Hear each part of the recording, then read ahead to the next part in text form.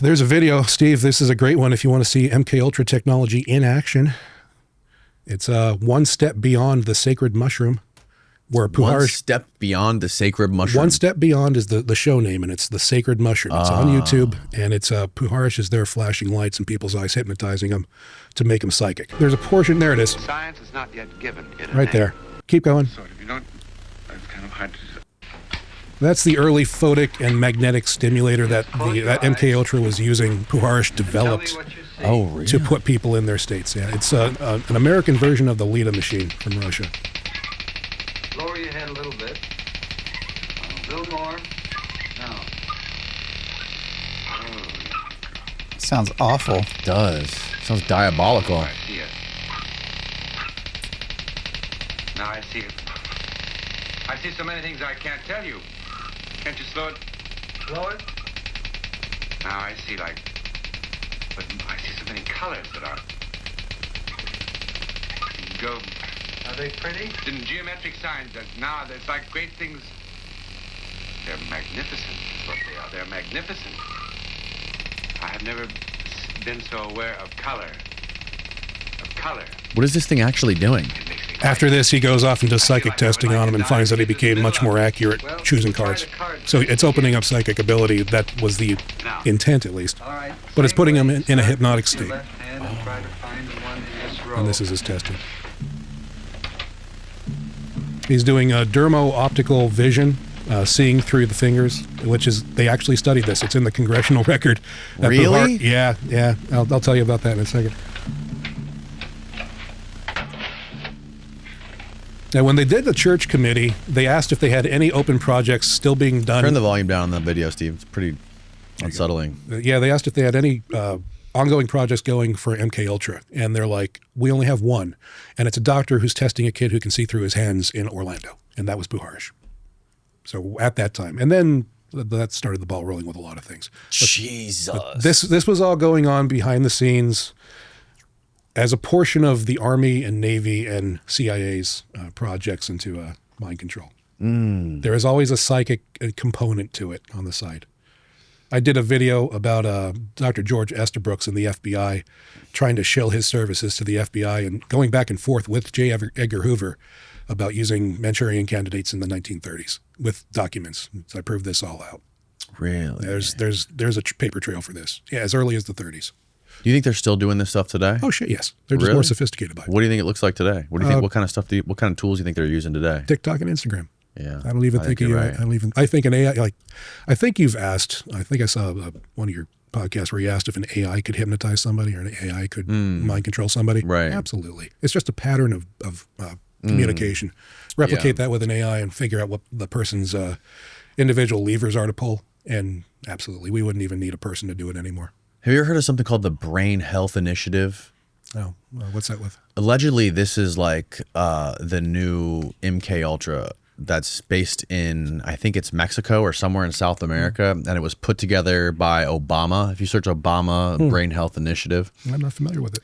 And essentially, it has something to do with how all of the tech devices that we have, from our TVs to our phones to our computer screens, have this specific frequency of blue light.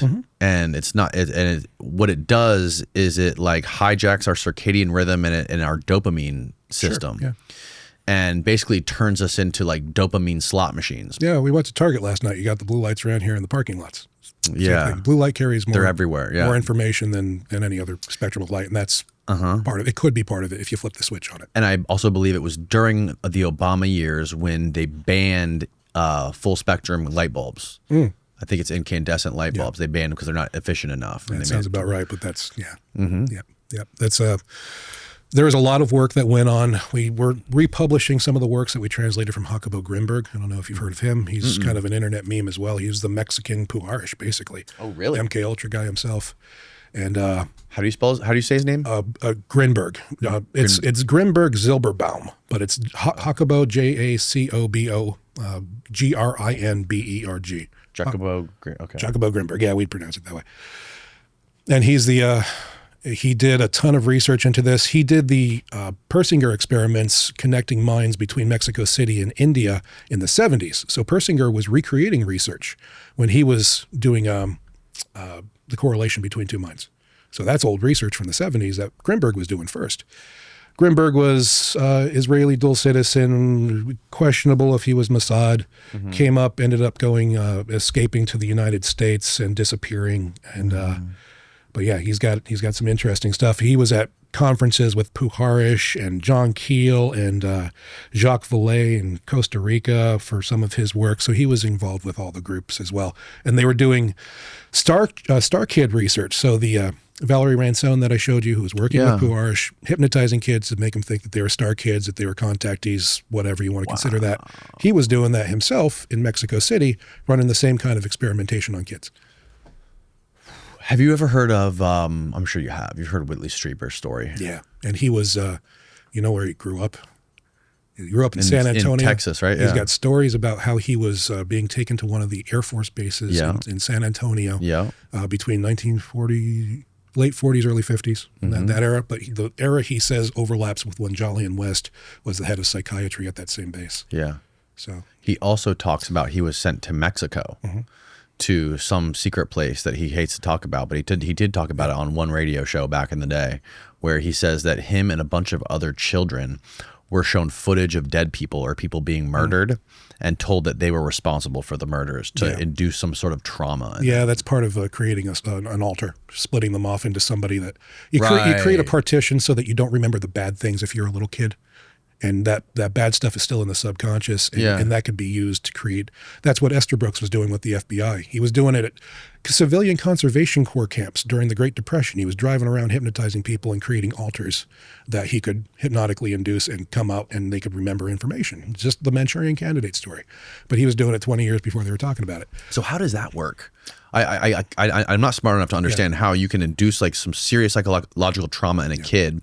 And you're saying that they create a split personality, one that they suppress. Yeah, kids got to go off with its life and have a healthy, happy life and try to be, somewhat functional. And if you give them enough trauma up front, like they got to partition that somewhere. Yes. And that partition part becomes a different person. For all intents and purposes, it's a different consciousness that can be programmed as a different, fully functioning person that could go out and interact with the world, gather information, come back. And the pisser about it is that one doesn't know the other one exists, and it doesn't remember what happened to the other one. And how do you? So I'm assuming that the goal behind creating this separate person is to get them to work for them, to do like secret shit for. You'd think so. That was the offer to, and it wasn't just an offer. They took him up on it.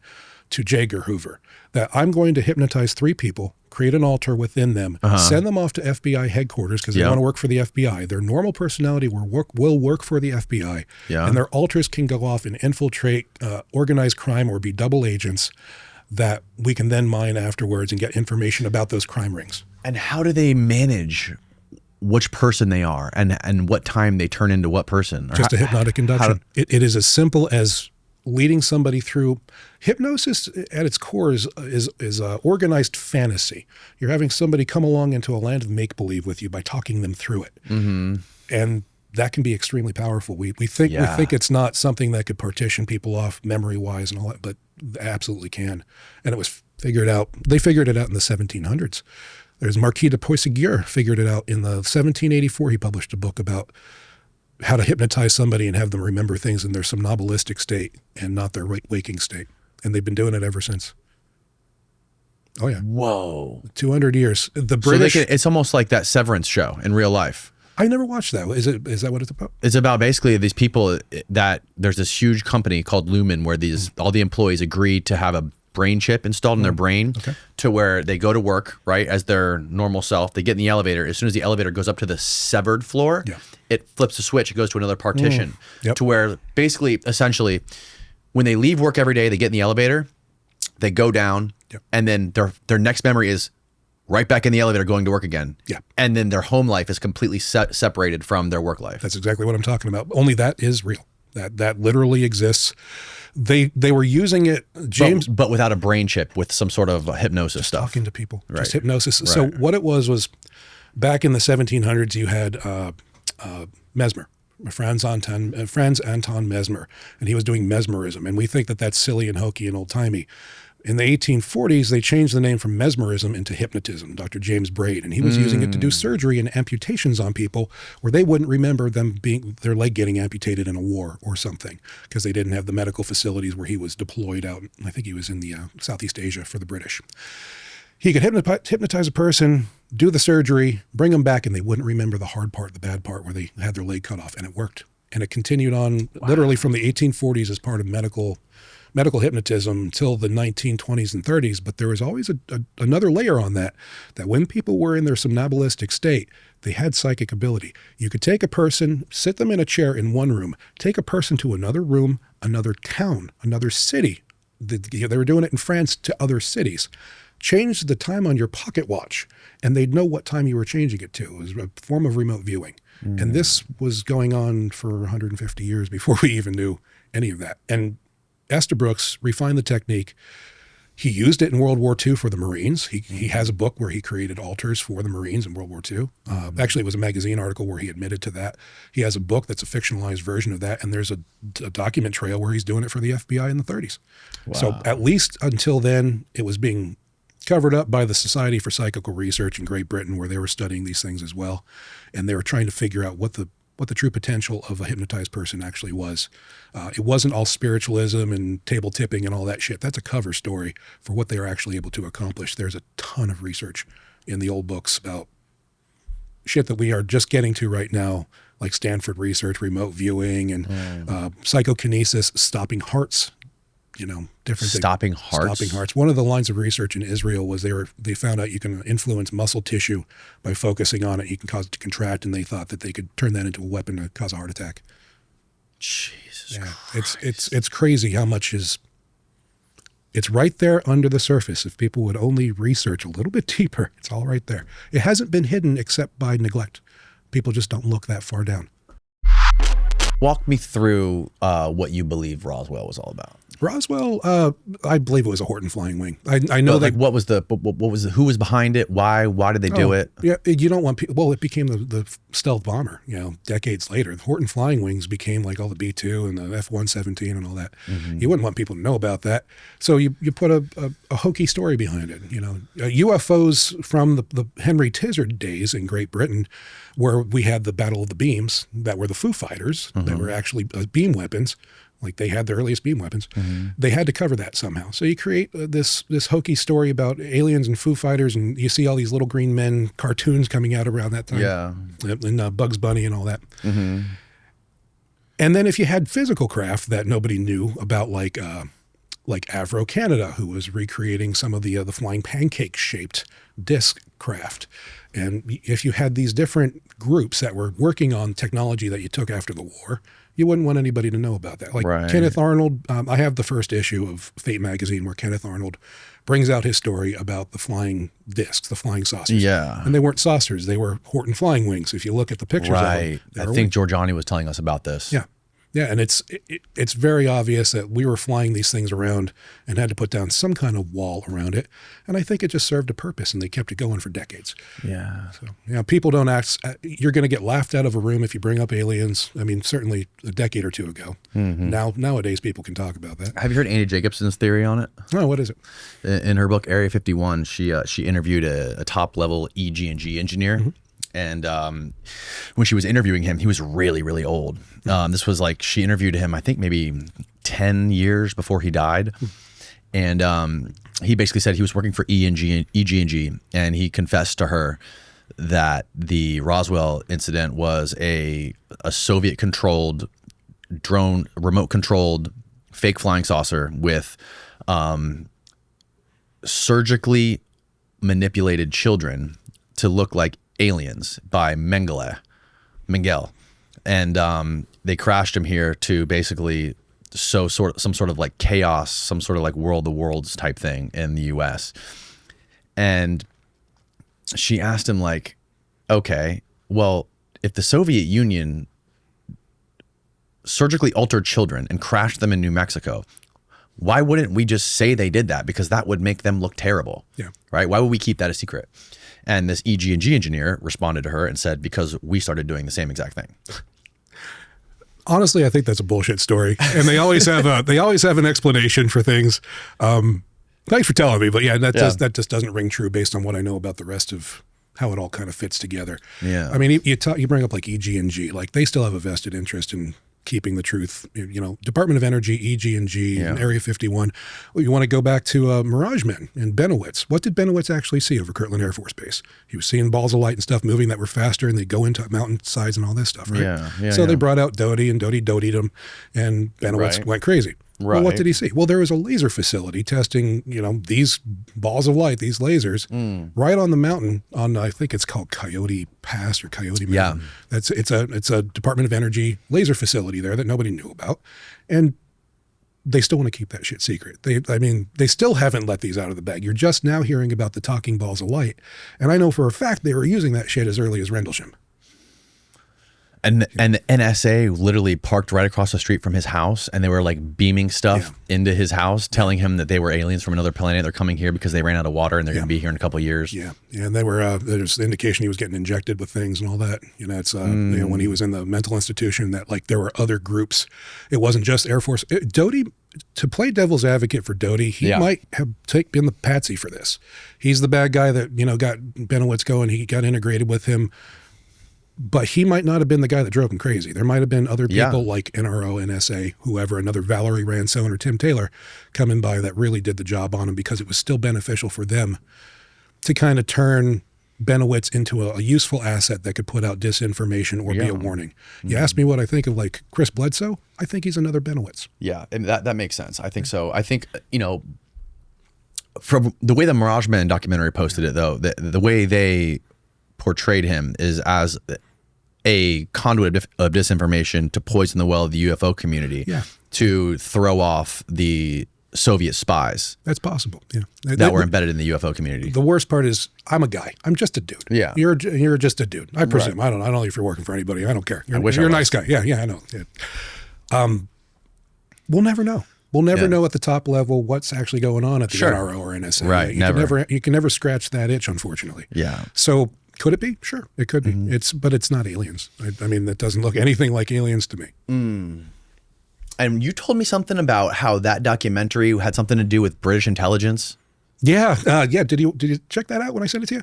I couldn't find it. You couldn't find? Oh, okay. So did you send it to me? I did send it. Yeah. I sent it. I followed right up on that. Yeah. Okay. I never saw it. Okay. So there's a guy in Great Britain, Richard D. Hall. He does a program called Rich Planet, and he exposed that the guy that did Mirage Men, there's two guys, I think it was Lundberg and Pilkington. Lundberg was working with British intelligence.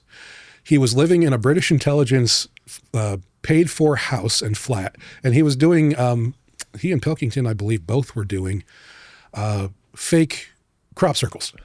And that had been a project through their Circle Makers site, that this was a thing being funded by the British intelligence, and it was integrated somehow with Air Force intelligence as well. Their servers, some of them were like on Air Force base areas.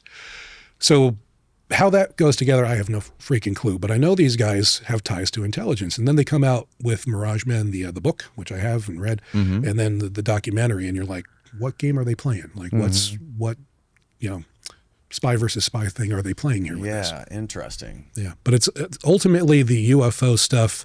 The first UFO book came out it was a British book. It came out in 1950. The first UFO documentary came out along with it, like a media propaganda campaign that was named the same thing, called The Flying Saucer. And they came out after Henry Tizard and the British High Royalty, Admiralty, whatever the freak they considered it at that time, needed to do disinformation to cover up what was going on with the German technology they had gotten. And then later, I think it was a year or two later, Tizard came over to Montreal, kicked off MKUltra by meeting with CIA and Oman Salant from Canada. And that's when you get the McGill University CIA study, or McGill University MKUltra studies. It was a joint project. It wasn't just the CIA. It wasn't German. The guys that were running MKUltra in the CIA were Jewish.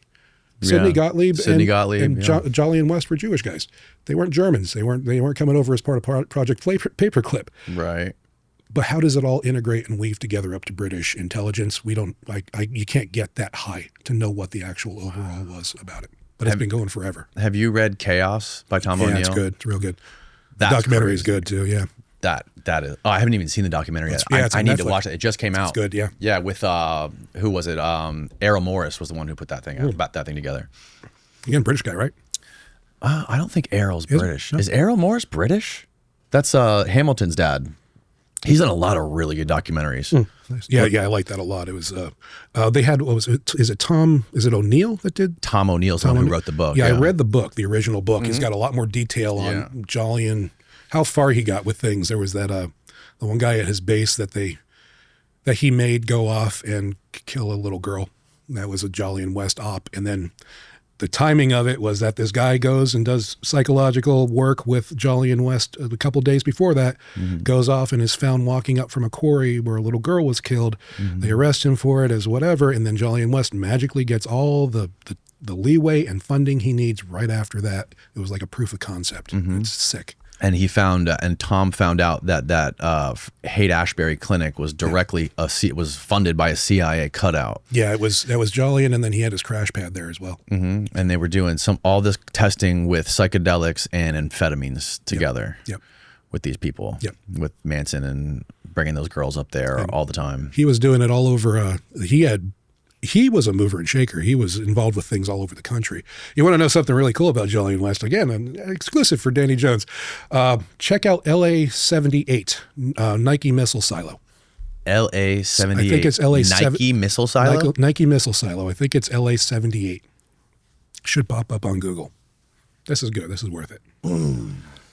Okay, is this it? That's it. Battery site, Los Angeles? Yep. If you pull that up, actually, you could probably pull that up on Google Maps and get like a 3D view of where that is. Nowadays, it's supposedly being used as a firefighting facility. Well, they don't even have it. I've got a view of it. It's in the Malibu Hills. Jolyon West petitioned Stubblebine, who was You can find it, Steve. Yeah. Oh, Stubblebine's the guy who offered Greer like $2 billion. Go with this. Stubblebine's, I believe it was his brother, was the head of California Human Health and Services. Jolyon West petitioned him to get use of this Nike missile silo as an underground MKUltra facility to bring in runaways and prisoners and people from various walks of life that wouldn't be missed and test on them in this Nike missile site. And now it's being used as a firefighting facility. But I believe that same Stubblebine was the brother of General Stubblebine, who is the Greer guy, who was the head of INSCOM and who was John Alexander's, daddy, and started off all the shit with the Monroe Institute, which is another continuation of MKUltra. Bob Monroe was mentored and took the technology from Andrea Puharish, who was his buddy. Wow. It all weaves together. Everything we have out here in pop culture about these subjects weaves together in some really effed up ways.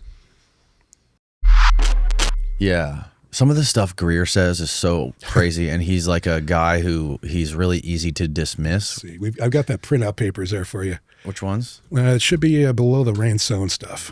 These.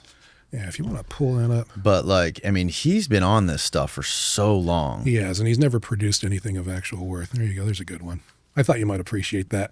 May not be something you want to put. Emily and Stephen Greer, Haifa, Israel. Emily Kramer and Stephen Greer were married Saturday at Baha'i World Center. The bride is the daughter of Miss Douglas Kramer of Palm Beach, Florida, and the late Dr. Cromler. She graduated from the University of Pennsylvania and received a master's degree in occupational therapy from Boston University. She was employed by the Peace Corps in Barbados. The bridegroom is the son of Mr. and Mrs. James Greer of 1201 Princeton Avenue. He attended the Appalachian State University and is employed in the Information Processing Department at Baha'i World Center. After a trip through Israel, the couple will live in Haifa and work at the Baha'i World Center. Yep. That's the original marriage notice. Baha'i was regarded as an intelligence gathering operation for Mossad.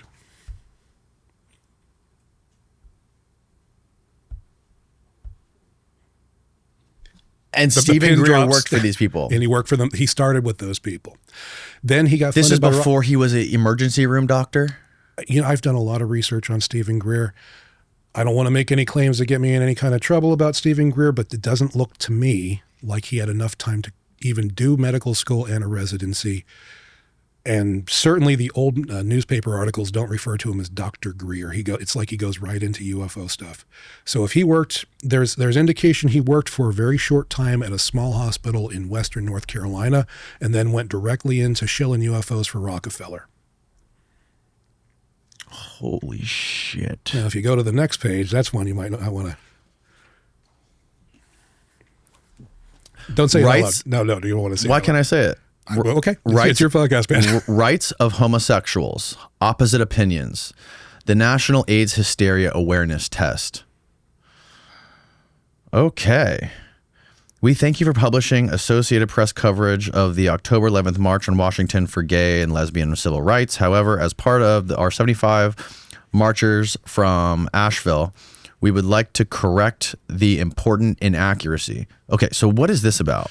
So that's an op-ed piece that Stephen Greer wrote about himself, and you can see the highlighted portions there. Okay. Oh, the highlighted portions. We feel that the struggle for our civil rights as gay and lesbian citizens is intricately linked to all struggles against racism, sexism, and anti-Semitism in the country and worldwide. We have fought and died for this country. We are its doctors. Signed by Dr. Stephen M. Greer, MD of Asheville.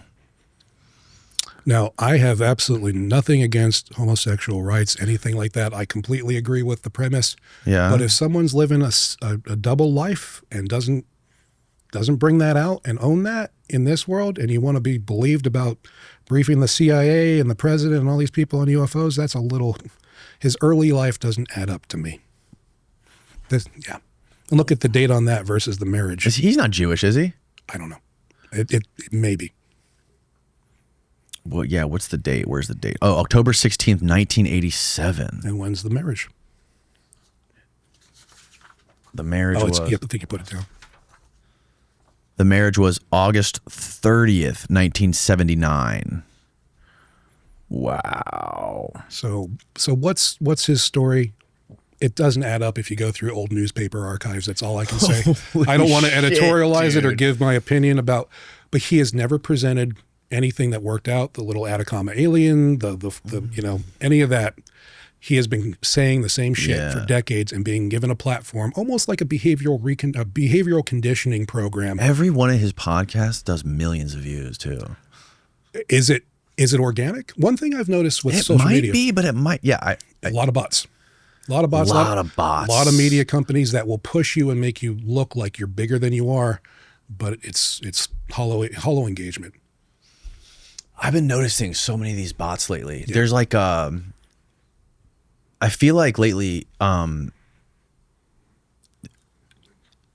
don't know how else to say this, but it seems like anti-Semitism is in vogue right now on social media. Certainly, yeah. I watched a video, a clip from the Joe Rogan podcast the other day, and it was like him and a bunch of his buddies talking about the JFK files or whatever. And then I forget which one, I think it was Art Shafir maybe, brought up all like the Israel connections in the JFK files that just came out. Sure. And then Joe said something else or whatever. And almost every fucking comment in that episode was like, essentially like, if anyone ever mentions JFK and doesn't bring up Israel, I don't believe you anymore. And it's all like, Joe's an op because it changed the subject when this guy brought up Israel. It's like, Israel is behind everything now. Yeah, you'll see a lot of hateful stuff jump up in the comments that looks like, you look into the person posting it and they don't even have a real account. Yeah. My point is it doesn't feel organic. No, it feels unnatural. You can't not look into socioeconomic and world global issues and not see the Mossad in some things. 100%. Of course. But that is not to take it into everything. It's just, if the data's not there, then you shouldn't be looking for phantoms just as a boogeyman to look for. But certainly Mossad was into a lot of shit that they shouldn't have been, including, you asked about Puharish and Uri Geller. Puharish went over to Israel and met with Uri Geller at the behest of a Mossad colonel, met him, was hooked up with him to bring over to the United States. James Randi, there's indication that he may have been part of two sides to that same op that would go back and forth on one another in the media to discredit the whole thing. But Puharish came back and started doing his testing on children the same week. And that was after his trip to Israel. It's like somebody gave him the green light. And it's like, who the fuck is running this? My mind is always going overdrive on this Israel stuff too. And it makes me wonder about this sort of like deep state war, if you want to call it that, over Donald Trump. And if there's one thing that we know is absolutely true, is that the CIA hates the Mossad. The CIA and the Mossad do not get along. Is that like obvious to all of us? Because it looks to me like they're two sides of the same coin. It's pretty obvious to me talking to a lot of former CIA operators, and when I ask them about Israel and when I ask them about the Mossad, it's just constant fucking frustration with these people. It may be, yeah. I hate thinking that the CIA are traitors. I would love to believe that there are actually patriotic people within these organizations and that they're as frustrated with shit, Epstein's, as we are. I don't know. I don't know Bustamante. I don't know any of the people you've had on the podcast. I couldn't tell you, but like, damn, it's a dark world where you think that you need to look over your shoulder even at your own people that are supposed to protect you. And I don't know. So you did a comprehensive deep dive on this latest thing going on with these shafts that were found in the pyramids by that radar, those space, what is it called? SAR? SAR, yes. Yeah, it's some kind of tomography. Aperture radar or something? Aperture radar tomography or something that the actual technical specifications doesn't go deep enough that it would even be able to pick these up. So is this all some sort of advertising scheme? So the guy that did it, his name starts with an M. You'll have to forgive me. I forget his exact name right now. But he's an Italian guy, and he's with a group of other academics in Italy. You can go check out the video that I put out about it that translates their press conference. So did you get AI to translate the Italian? Yeah, I know a little Italian to read it and translate it. So I went through and I did that, and then I touched up it, through it. And I tried to get to it as quickly as possible because they just released it the night before. Oh, wow. So I did that. And his reputation in Italy isn't the best. He's known as like the Stephen Greer, the shyster of Italy, essentially selling a lot of nonsense. Yeah. And we have Italian people jumping in the comments saying, you don't know the history of this guy. He's been doing this for years. He's been selling all this. So I don't know him. What's his name? If you go to my YouTube page, actually, it's right there at the top, and it's got the write-up on it. Okay, yeah, I'll find it. There you go. Corrado Malonga. There you go. Pull something up on this guy. Yeah, he's into all kinds of things, including alien abduction and all this. And I don't know the guy. I'm Italian. I don't know his material as much. Right. But I've been warned against him about his stuff. But without that, just looking at the evidence, it's not compelling to me, not in the least. They did the scans. They published the scans. They're publishing more of them. But what they're seeing in the scans, and I go into it in my TikTok video about it, that like we know that the King's Chamber exists in the Great Pyramid. Right. They did scans on the Great Pyramid, and those scans don't even show the King's Chamber. So like they overlay it, and you can't even see the King's Chamber in their scan. Yeah, you can check it out on the actually with the same exact technology. Same technology. It was 2022 they published it. Now, didn't they scan some sort of underground bunker and it was able to detect it, or some laboratory, an underground laboratory maybe? I'm not sure about that. Yeah. Okay. So that might be floating out there right now, but I don't know about that claim. Okay. I do know that this type of technology, unless it's loose soil, it can only get a few meters, but certainly not, hundreds and hundreds of feet under the bedrock Giza Plateau to see these spiral chambers and shafts. And I'd love that to be true, because I've been to spiral shafts that exist that are like that. The Well of St. Patrick in Italy, the initiation chambers at the Regaleira in central Portugal are shaped like that. It'd be cool if there was that's a Templar facility then in Portugal. It'd be cool if there was a crossover between the two, but I don't think there is. I think they put this through an AI to make a video rendering of what might be there, and it's not at all accurate. And wasn't it related to some YouTube channel or something that put it out? Yeah, actually, I don't know if you could pull up my TikTok or my Instagram on that, and I show her. I think it's Expedition with Nicole Ciccolo. Okay. So you could pull that right up. And then so she was in charge of doing like the press release for it, or what? Yeah, and it's totally like a woo-woo, site. You could, actually, if you look up Expedition with Nicole Ciccolo, Ciccolo, if I remember correctly. Yeah, find Nicole Ciccolo on YouTube, Steve. So she's like a YouTuber who just does research on ancient civilizations and talks about ancient talks about Egypt. Yeah, I wouldn't call it. You'll see. I wouldn't call it research. I would call it trying to sell new agey crap. Oh, really? Yeah, she's not a researcher. She's not. Here no. we go. Pull up her official. Go to channel. her YouTube channel, Steve. And there she is above the pyramids. So Expedition with Nicole Ciccolo. Yeah. Click on her bio. It's in a different language. Yeah, but if you scroll down, it's a grab bag of everything you could imagine. This is what people say when they scroll through our YouTube channel. Yeah, that's true. Yeah, mine too. Yeah, I shouldn't be throwing stones here in glass houses. But there's the guy on the right with the sunglasses. That's the doctor that brought this out. Oh, okay. And let's check him out, Steve. I've read a few of his. It's not going to be in English. Never mind. Yeah, I've read a few of his papers that were in Italian about occulty esoteric things. And I don't necessarily disagree with it. He tends to agree with me about the pyramids being initiation chambers, things like that. But the scans, they just don't add up for me. They're not showing what I think they're claiming they're showing. So they might have done scans, but questionable veracity. So they're just the ones that analyze the scans, or were they the ones in charge of doing the scans? Yeah, there was a group of them. There was him. I think he led the charge to do the scans, and then he's got an archaeologist and an Egyptologist along with him in that press conference that are trying to, one's the technologist behind the scans, and the other one is the Egyptologist to say what that might actually be. He's claiming it's the halls of Amenti, which is like the halls of the afterlife, the Elysian fields, where you would, where your consciousness would go after you die. And that was always considered mythological. They're saying that the halls of Amenti are now underneath the pyramids and these big shafts go down to it. Anyway, there you go. Well, no halls of comment. Amenti. Let's ask Billy what he thinks. Oh, jeez. Good old Billy.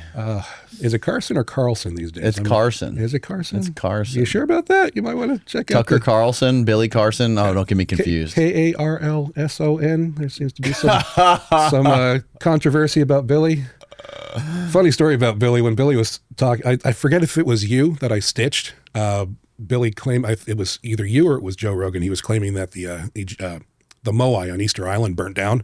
Yes. And then I did a video standing in front of the Moai because we went there last year, and I was like, "That's not real. They're right here." Really? Yeah. We were there. Laura's probably laughing. Yeah, he was explaining to me how I think multiple people said that to me, how there was a fire there and they shut it down. Yeah, there was a brush fire. There's cattle ranching about a mile away. There was a rancher, and it got blown, and the brush fire.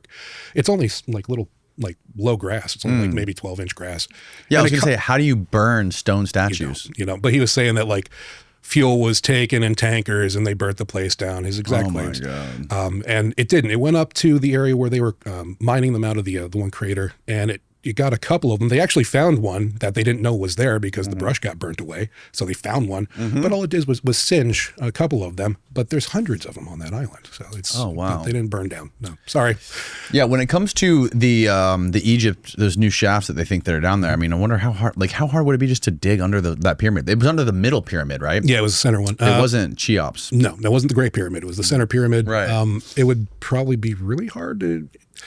I guess they were all on. It was Flint, and then this guy Jimmy Corsetti, and this other guy Dan Richards, and a bunch of guys were all on Piers Morgan debating this. God. And Flint was like, "You can't dig; it's sacred. Do not dig under the Giza Plateau." They dig all the time. I know, right? They've been freaking blowing it up with dynamite since the 50s. Yep. Oh, earlier than that, man. The entryway to the Great Pyramid right now was blown out by somebody way back. And they're saying this goes like a mile and a half deep. Something stupid like that, hundreds and hundreds of feet. Yeah. And then there's big stone coffers, stone chambers underneath of those spirals. And if you look at if you actually look at the scans, it doesn't show any of that. No. And you can look at the scans of the Great Pyramid, and the Great Pyramid scans don't even show the King's Chamber. The SAR scans? Yeah. Yeah, they put out a paper. They published one paper in 2022. I don't know if they published this study completely yet, but what they showed in the press conference wasn't convincing at all. And you translated the whole press conference, posted on your YouTube channel, so people can watch it. Yeah, go judge the evidence for yourself. And what did they have like an ultimate conclusion at that press conference of what they believe it is or what their next steps are going to be? They think that it's the halls of Amenti, and that it's under they believe that. Yeah. Oh my God. Yeah, they believe it's that, and they need to push forward with it and get funding and all of this. I'm sure there's more. It was a 2-day thing. The second day, I'm not sure if it's been released yet, but the first day, their upfront conclusions, their get to the point conclusions was the halls of Amenti. Oh wow! Which is horseshit. It's like Plato's Atlantis again. We get right back to it. The pyramids do something very interesting when you measure the magnetic fields inside. They basically nullify the Earth's geomagnetic field while you're in there. And it links in with a lot of my other research on videos I put out about Kozarev mirrors and the work of Dr. Michael Persinger of how it could affect consciousness. So that tends to be my pet theory, but based on what I've been there and measured that they actually do. When I go on expedition, I bring a magnetometer, infrasound devices, various things to actually measure the, quote, energy of the place, but in a scientific fashion to see if it would have any biological impact on the mind, on brain function, as we know that magnetic fields do, like our mind-to-mind system. There you go. That pulses a magnetic field around the head and can alter consciousness, like the God helmet, if you've ever heard of the God helmet, Persinger's God helmet. What is the God helmet? Okay, so this is a good one. Dr. Michael Persinger, actually, pull out his research. Yeah. Here's his research. Persinger was a black ops scientist for the longest time. He was working with the Navy, figuring out consciousness, the patterns within the brain that cause things like senses of spirituality, sensed presence, senses of meaning, various things. And he mapped areas of the brain, like the temporal lobes, the hippocampus, that correlate. And if you read some of the titles to those studies, he found things like entanglement. So he was the first person to, I don't know if you ever heard about this, to take a person in Canada and take a person in Spain, and he put these headsets on them, and he flashed a light in the eyes of the person in Canada and picked it up on a brain scan of the person in Spain, proving that they could be entangled. What year was this? Did he do this? It's right in there. Really? I actually have the studies. I came prepared. There you go. Wow. But those studies came with a lot of other findings. The God helmet was something he created, I think it was all the way back in the 80s, certainly the 90s that they were talking about it publicly, that could replicate out-of-body experiences, sense presences, like you're sitting there in a room, a darkened room. This says 2015. 2015. Yeah, well, he's been doing it for, he's since passed, unfortunately, but he was doing it for decades. That's crazy. And there's another one in there as well where it's they were sharing the experiences of people playing a video game, and somebody who was an expert at the video game was giving the other person their ability with the video game through entanglement. Consciously or unconsciously? Unconsciously. You put this around. This is the actual device that he was using. This is the God helmet? This is a small version of it, pared down version. Steve can, there it is. There's the God helmet. Motorcycle helmet with a magnetic cylinders. I have seen this. Yeah, and he was making people have all kinds of wondrous spiritual experiences, replicating the brain patterns when they're under those experiences. And this is a very small, pared down version of it. You put the halo around your head, turn it on, and it's the same equipment that they were using for the entanglement experiments. So what specifically does that, when you have two people hooked up to that thing, what specifically is happening? Persinger's theory was you can consider it whatever you want to call it, the morphogenetic field, the Akashic record, whatever. We have names for all this field that we live within, the conscious field, consciousness being external of the body and the brain. But we tap into it. Our our nervous system is a transceiver. It's a transmitter and a receiver. Part of the receiving portion of that is we're immersed in this field and we share our experiences, and we can go out and remote view and tap something we have never had physical contact with. We can also do the same for things people have touched. He had somebody he was studying that was able to do that with a picture of somebody. You can also go out and communicate with somebody's experiences and brain and memories. And that's what he was proving in these experiments. And this was all, it's like he had a coming to Jesus moment later in his. So this is amplifying the antenna of the human, sort of? It's blocking the area, blocking the signals within the brain that keep you unaware of it, because we always have it. We're always immersed in this, but we have something called a binding frequency in the brain, and if you block that correctly with a magnetic field over the right hemisphere, it can open up all kinds of interesting things. Wow. Oh yeah. How did he find this? He was working for the government for the longest time, and I was about to get to that. He was he kind of had a coming to Jesus moment later in his career, and released it all. He just went, here it is, guys. This is what we found. This is what it all is. This is how you build the equipment. You can go out. He did a talk that I actually put on my YouTube called No More Secrets. What would a world be like if you could remote view, know what the other person was thinking? If there was no way to keep secrets from one another, what would that civilization look like? That would not be, that would be ugly. That'd be interesting, wouldn't it? Yeah. I think it'd be fucking ugly. Yeah. Yeah, I know tend to people agree like with you. people like Joe Rogan talk about it all the time, and he thinks it's Yeah. like a really good thing. Like he always speculates, like, what would it be like if we could read each other's minds? He seems to think there'd be no deception, there'd be no lies. But like The people funding that research don't agree with it. They Right. want to cybernetically link minds together as a form of control to make peace. You know, yeah. The way you ultimately get peace in a civilization is to have a cybernetic linkage of all the minds that negates their ability to have violence. that's fucking terrifying. Here, we could talk about that too. Here's So- the changing images of man. That was the Stanford Research Institute think tank paper published by Ghislaine Maxwell's father that talks all about it. What? Yeah, have fun with that. Do with that what you will. Welcome to Museum Material, kids. This is what I do. No, that was published back when they were doing the remote viewing experiments. By Robert Maxwell, Yeah, his publishing, the Pergamum Press. publisher, Robert Maxwell, MC. Yeah, he personally funded that one. Stanford Research Institute was doing all the remote viewing experiments with Ingo Yep. Swann, Pat Price, all those guys, and it talks about that as how to take that and weave it in with a new agey belief system that could ultimately replace all the old belief systems and be used as a tool of control for the new world where everybody's cybernetically linked. They had Joseph Campbell, the mythologist, trying to figure out how to create new mythologies for the world, and that was the blueprint of how to create the new world, the new civilization. And that's it kind of links back to what you asked me about Graham Hancock, why I kind of fell off with Graham Hancock. I saw a lot of these people that I grew up with in their research weaving in far too closely with that kind of research and realizing, oh shit, that's part of the agenda. Part of the agenda. Seems it, yeah. Giving us a far-flung history we can never possibly completely understand, and it's all going to be mysterious. Everything's meant to be mysterious forever. You're never meant to get any answers to anything. And it's all part of the control mechanism.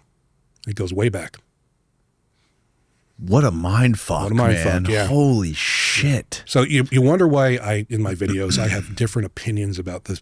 I might look at something and you might look at something and we come to radically different opinions. Yeah. It's based on context like that I might have seen something that it goes, well, the funding came from the same place that funded that, and Graham Hancock might have gotten money from here, or some researcher might have gotten money from the same place. And I go, is that connected? Wow. So I tend to be a little more cynical about things because of that. And yeah, Kit Green was involved with that. He's the one that was doing those brain scans on people who were getting directed energy weapons, allegedly shot at them on Skinwalker Ranch. The guy that leaked that to me was one of the guards on Skinwalker Ranch, Chris Bartell. And Oh, really? He gave you this book?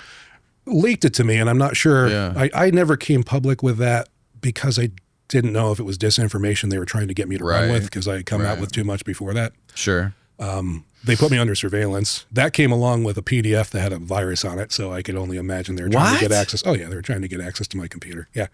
So it's like, it's They disinformation. put you under surveillance? Oh yeah, yeah. We went out to Mount Wilson Ranch, where Bustamante went out to. Yeah. And we went out with Carl Crusher. Went out to Mount Wilson Ranch. They tried to get me to kind of go along with their being let off in the left field with their stories. And Who brought you out there? so I got the invite. So I released videos about the guys that were getting brain damage at Skinwalker Ranch. Bartell was one of them, but you had the guy Tom Winterton that was on the Search for Skinwalker Ranch show. Yeah. He came with the big goose egg on his head.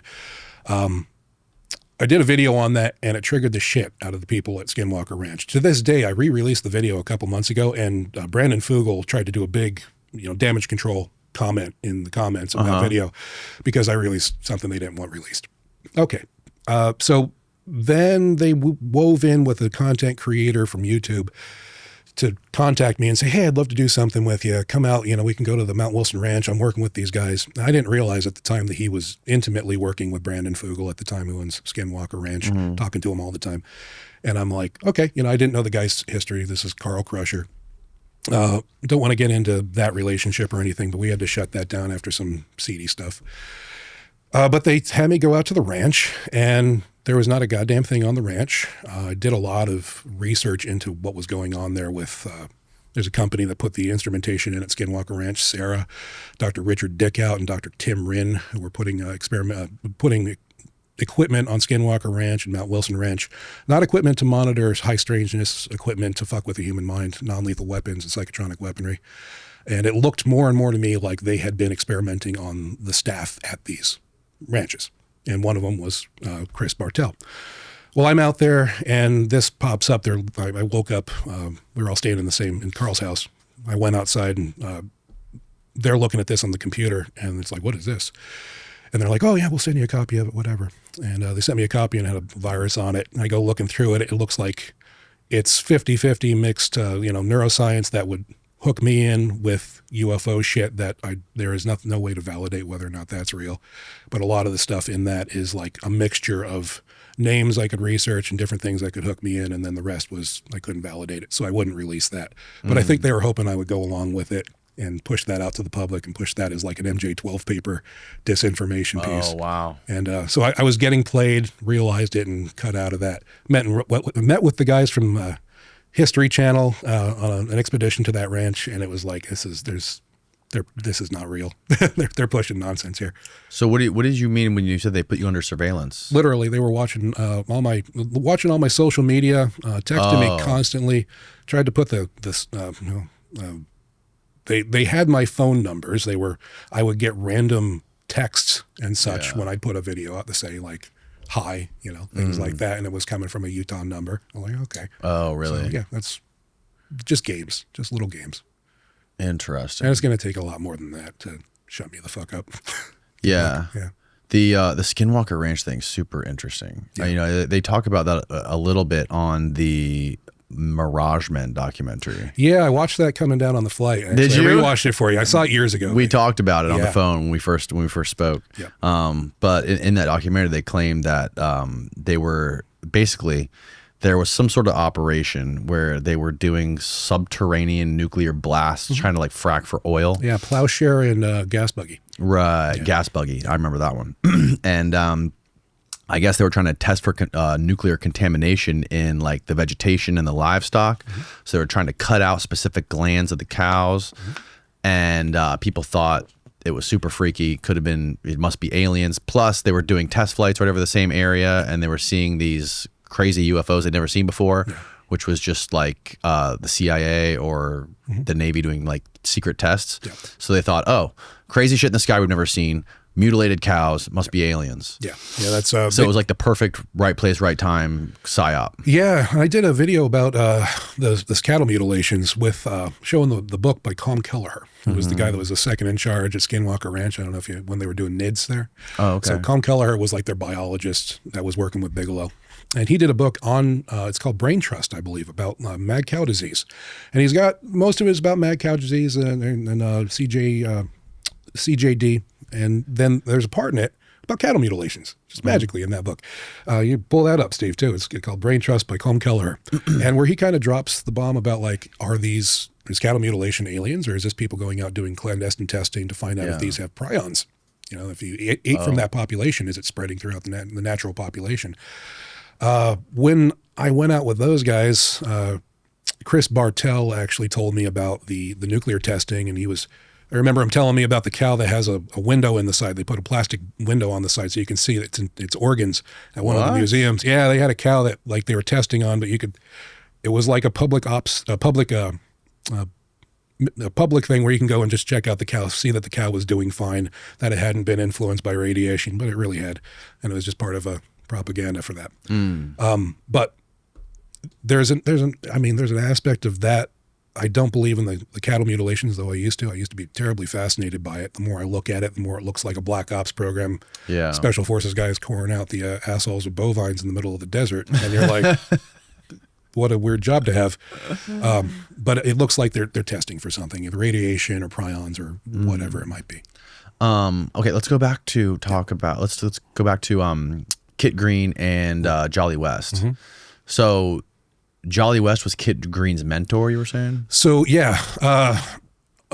So apparently they were both like the life sciences guy within the CIA. So Christopher Kit Green is like, in my opinion, in my mind, he links in with all of this shit. Doesn't Jacques Vallée talk about him a lot? He does, in Forbidden Science. Oh, okay. Linked in with UFOs, with psychic research, and everything you can imagine, up to and including like possible manufacturing of these things with GM. Okay, this General Motors? General Motors. This goes weird. This story goes weird. So Kit Green of Michigan, I've done a lot of research on this guy. He was working with the CIA, working with Stanford Research during the continuation of the MKUltra experiments. That was the Stanford Research remote viewing experiments. Jolly and West was part of the oversight committee for that with SAIC. And they were working together on that. Then somehow or another, it spins off into UFOs, and Kit Green getting involved with UFO groups that Bigelow was starting up, different things like that. They had the UFO working group, the Onion group, the Secret Onion group that Jacques Vallée calls it. Colonel John Alexander was involved with that. All these guys were involved with that group.